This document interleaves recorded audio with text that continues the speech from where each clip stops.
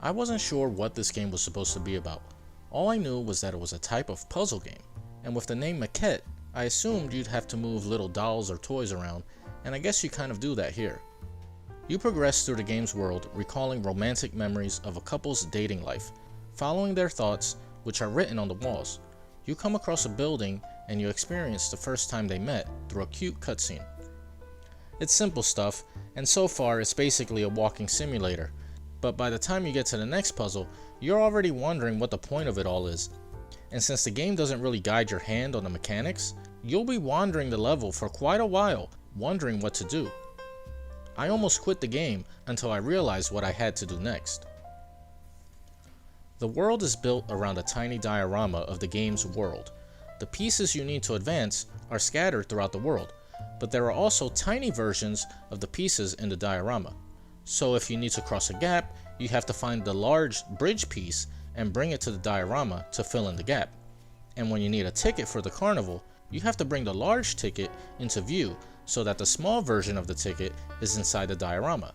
Then you take the small ticket from the diorama so it can fit into the ticket box. It's a neat mechanic to be sure, but also a frustrating one, because every time you need to advance the game, you have to recheck with the diorama. So you'll have to backtrack all the way from where you were to see what it is that you need to find a solution. And by the time I got stuck on what to do next, I wasn't interested enough to keep on trying. The romantic setting is nice, but it's kind of predictable with the foreshadowing set up early in the game. Graphics are simplistic, but nice, and what little music there is in the game is also nice, and it helps sell the mood the game is going for. Too bad most of the time, the game is completely silent. Spare a few sound effects.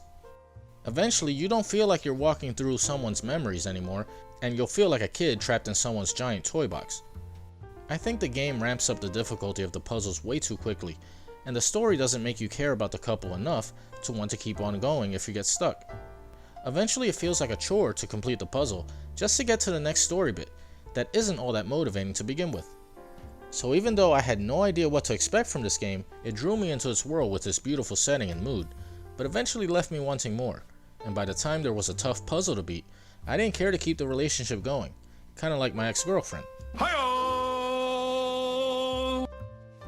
But seriously, this game just wasn't for me.